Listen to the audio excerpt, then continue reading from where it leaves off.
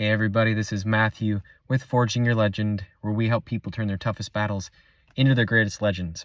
So if you do me a favor before I get started on this video, hit subscribe, and if you like this video, please share it with people that you think it could help, and leave me a comment if you want to give me your feedback and let me know what you think would be helpful for the future. So in this video, I want to talk about one of the things that most people face when they're on this journey, and that is the fact that you're going to feel like death at times, most likely. Now, setting aside the times where you're actually like a danger to yourself or others, then obviously get professional help. But if you're just in a moment where you feel like everything's fallen apart and you just keep crumbling and the world keeps getting dimmer and more difficult, and you feel like you're going through a death, that's because in a certain sense you are. And I'm telling you this so that you realize it's not crazy, it's not abnormal, it's not insane. It's just, honestly, it's a feature of this journey a lot of times. I wish it weren't, but it is. If you wanted to make just a little subtle transformation, it's not going to necessarily require death and rebirth. But when you are going through this fundamental process of metamorphosis and transformation and becoming a completely new person, there's going to be death and rebirth. It's like this in all of life. You have to have seasons. You go from fall to winter to spring to summer. Things have to die for new things to emerge. In order for new love to come in, the old love has to leave oftentimes. In order for a new career to come into your life, you're going to have to let go of your old job.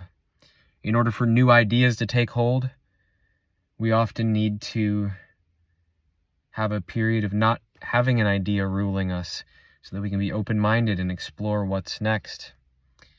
So if you're in a low spot right now, I would ask you this question. How do you know you're not on the verge of a massive breakthrough? I'm not saying every time you're low that that's about to happen right around the corner, but many times where I was really struggling, it was because there was something beautiful right around the corner, and it seemed like the feeling of death happened the deepest right before that rebirth happened. Now, you're not going to die with the old. You are going to remain, but the energy that doesn't belong, the stuff that's not you anymore, that's what's going to die. You just have to stop identifying with the old stuff that isn't you. That's what's dying, not you.